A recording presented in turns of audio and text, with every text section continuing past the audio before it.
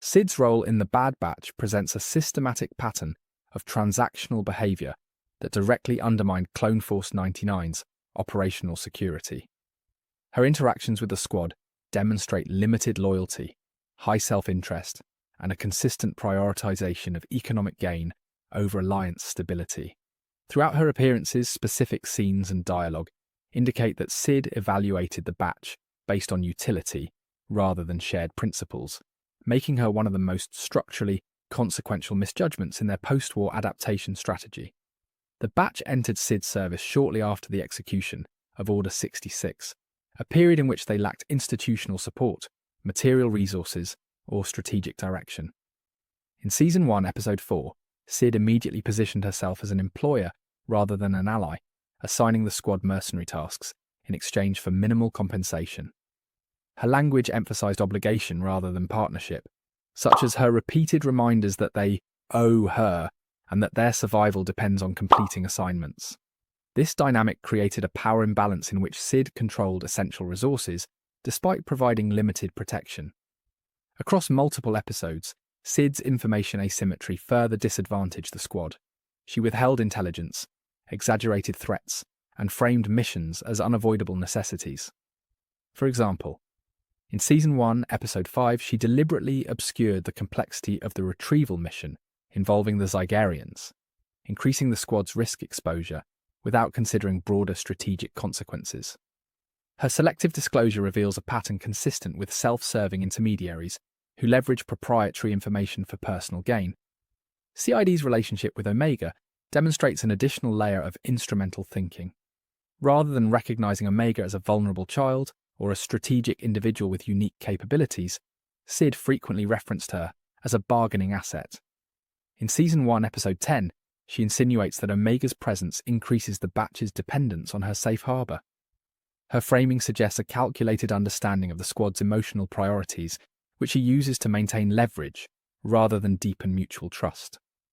This operational manipulation highlights her role as a stability risk rather than a stabilizing partner.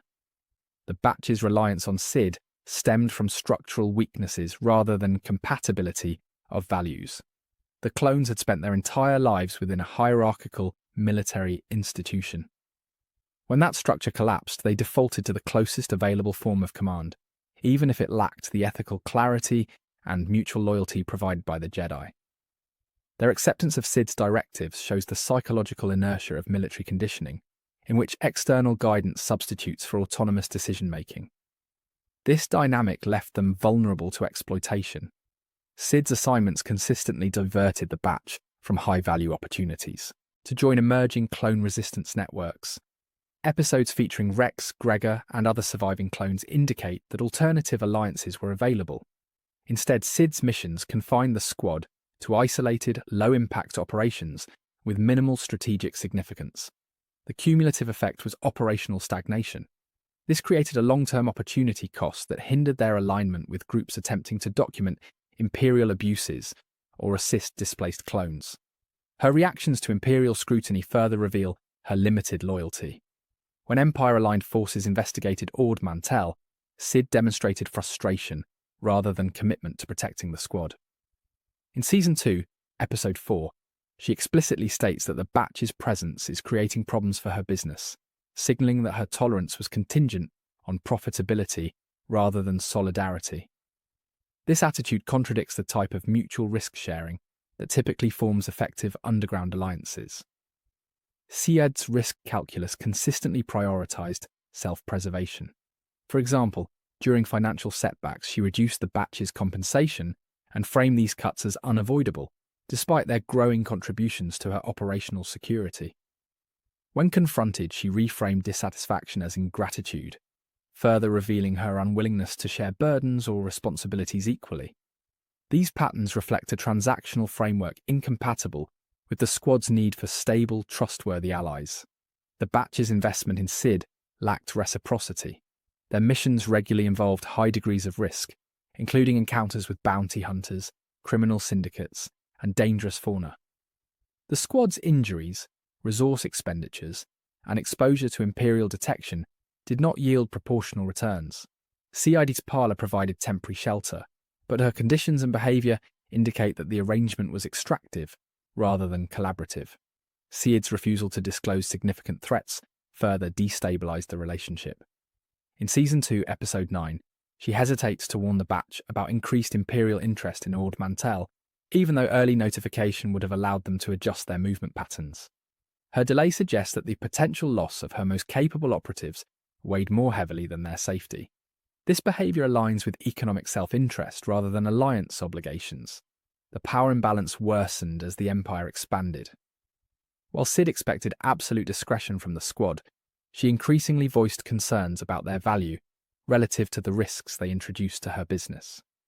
This shifting narrative culminated in moments where she explicitly questioned the sustainability of assisting them. Such signals indicated a deteriorating alliance long before open betrayal occurred. Syd's lack of ideological alignment with the clones created additional vulnerability. Unlike Rex or Echo, she had no ideological opposition to the Empire. Her criminal background and economic priorities positioned her as politically flexible, making her susceptible to pressure or incentives from imperial or criminal entities. This ideological neutrality meant that she would protect her interest before any relationship with the Batch. The alliance breakdown was predictable, given the structural misalignment. The Batch sought safety, purpose, and community. Syd offered temporary employment, inconsistent protection, and limited transparency. Their continued reliance on her amplified the consequences of each misjudgment, including Omega's exposure, strained relationships within the squad, and delays in forming healthier alliances. Episodes that depict Syd distancing herself from the squad reinforce the argument that her loyalty was conditional from the start. When tensions increased, she minimized her obligations and framed the Batch's misfortunes as their own fault. Such deflection is characteristic of individuals seeking to preserve their reputation while discontinuing a partnership. Her withdrawal highlighted the fragility of a relationship built on convenience. In sum, Syd's involvement in the Bad Batch's post-war adaptation functioned as a structural liability.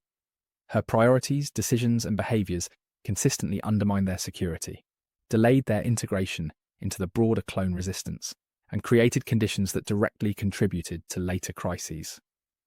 The evidence across multiple episodes demonstrates that trusting Syd was not a survival strategy, but an operational miscalculation rooted in the squad's lack of alternatives and the remnants of their military conditioning. Syd's eventual betrayal did not emerge unexpectedly. It represented the culmination of numerous structural flaws embedded in the relationship from the outset. Her decision to disclose the Batch's activities to Imperial aligned forces reflects a rational calculation rooted in self-preservation, economic risk minimization, and an absence of ideological loyalty. The consequences of this disclosure extended beyond personal harm and materially influenced the squad's long-term strategic position. The immediate impact of Syd's betrayal is observable in the security failures following Omega's capture. By revealing the Batch's movements and vulnerabilities, she enabled Imperial forces to target and isolate the group during a period when their operational mobility was already limited. The events surrounding Mount Tantis illustrate how the Empire benefits when intermediaries, even unaligned ones, voluntarily supply information. CID's actions place the clones at a fatal disadvantage by allowing the Empire to intercept them at a critical moment in their survival strategy. Syd's prior behaviour foreshadowed this outcome. She repeatedly expressed frustration over the increased scrutiny that accompanied harbouring the Batch. Statements in Season 2, particularly her complaints to the squad about drawing heat to Ord Mantell, reveal escalating tension between perceived liability and continued business profit. This tension ultimately resolved in favour of minimising personal risk. Her betrayal was not a deviation from her established behavioural pattern.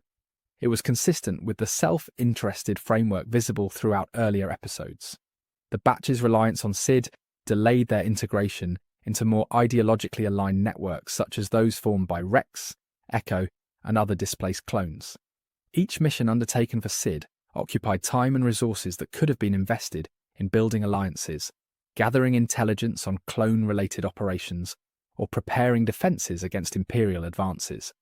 As a result, Syd indirectly contributed to the squad's informational disadvantage. Their limited situational awareness during key developments, such as the Empire's medical research programs, can be attributed in part to this misallocation of effort. CID's influence also shaped internal squad dynamics. Her recurring use of financial leverage and veiled threats regarding Omega's safety created psychological pressure within the group. Scenes where Hunter, Tech, or Echo debate the merits of continuing their association with Sid indicate the emergence of internal disagreement. This friction diverted attention away from external threats and reduced the batch's cohesion at a time when collective decision-making was essential to their survival. Her betrayal accelerated this fragmentation. Once Sid provided intelligence to the Empire, the squad's operational environment shifted from high risk to untenable. Omega's capture forced the remaining members into reactive modes of operation, limiting their ability to plan strategically. In strategic terms, this represents a forced transition from autonomy to crisis response, reducing agency and increasing exposure to compounding threats.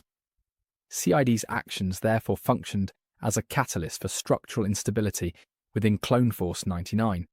Additionally, Sid's departure removed a central, albeit imperfect, logistical node. Her parlor had served as a supply line for missions, equipment, and intelligence. Its loss created a resource vacuum. Although the batch had other contacts, none matched the logistical convenience Sid's establishment once provided. This disruption forced the squad to reconstruct their operational network under significantly more dangerous conditions.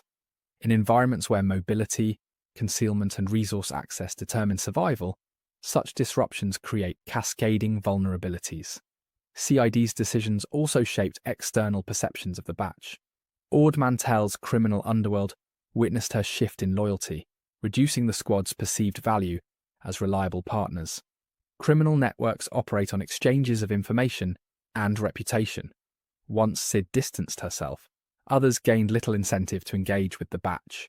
This reputational decline limited their access to neutral or semi-hostile environments that might otherwise have served as safe havens, thereby shrinking the geographic and social space available to them. Her role in Omega's capture constitutes the most direct and measurable consequence of her betrayal. From a structural perspective, Omega represented the squad's motivational center, emotional anchor, and future-oriented purpose. Removing her disrupted mission cohesion, morale, and long-term planning. It forced the remaining clones to restructure their priorities around rescue and recovery, objectives that carry high risk and produce limited strategic benefit. This reallocation of effort improved the Empire's relative position and magnified the effect of Sid's actions. Beyond operational consequences, Sid's betrayal underscores how non-ideological actors shape the post-Order 66 landscape. Sid exemplifies the transactional individuals who populate the Empire's early era, those who lack commitment to rebellion or compliance, but respond primarily to risk and reward. Her behavior illustrates how such actors can indirectly support Imperial initiatives by acting as information conduits. Their decisions, while individually rational, collectively strengthen authoritarian structures by eliminating safe spaces and neutral zones. The cumulative impact of Sid's involvement demonstrates that the squad's trust was misallocated. Instead of investing in relationally aligned partners, the batch invested in an economically motivated intermediary whose goals never aligned with theirs. This misallocation delayed their strategic maturation and exposed them to vulnerabilities that more suitable alliances could have mitigated. Rex, for example, consistently offered assistance without leveraging their desperation, indicating an alternative model of cooperation that the batch failed to prioritize. In the context of the show's narrative arc, Sid's betrayal represents a turning point rather than an isolated incident. It marks the end of the squad's transitional phase and the beginning of their confrontation with the full consequences of their early post-war decisions. Sid's actions forced the batch to recognize that survival strategies rooted in convenience rather than alignment carry latent risks that eventually surface, sometimes with irreversible outcomes. Her behavior also highlights structural themes central to the series: the vulnerability of clones within systems that view them as expendable, the fragility of informal alliances in authoritarian environments, and the consequences of operating without ideological clarity.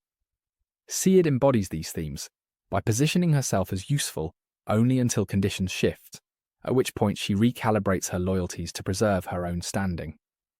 In objective terms, Sid's involvement undermined the batch's operational integrity across multiple dimensions: security, time allocation, internal cohesion, external alliances, and strategic vision. Her decisions amplified the Empire's advantage, facilitated Omega's capture, and accelerated the squad's fragmentation. Analysing the evidence across relevant episodes reveals that her betrayal was not anomalous, but structurally predictable, given her motivations, behaviour, and role within the post-war criminal economy. Taken together, the consequences of Sid's actions demonstrate that she functioned not merely as an unreliable ally, but as a long-term operational liability whose involvement shaped the squad's trajectory in measurable and often detrimental ways. Her presence in their early survival plan represents one of the most consequential strategic missteps made by Clone Force 99. Thank you for watching. Be sure to like, subscribe, and hit that share button. My main channel is Critical Analysis Hub, where I post Star Wars content about the movies. My secondary channel is Critical Analysis Hub Plus, where I focus on the shows of Star Wars. And my third channel is Critical Analysis Hub XP, where I post comic books. Be sure to take a moment and check them out. Thanks, and may the Force be with you.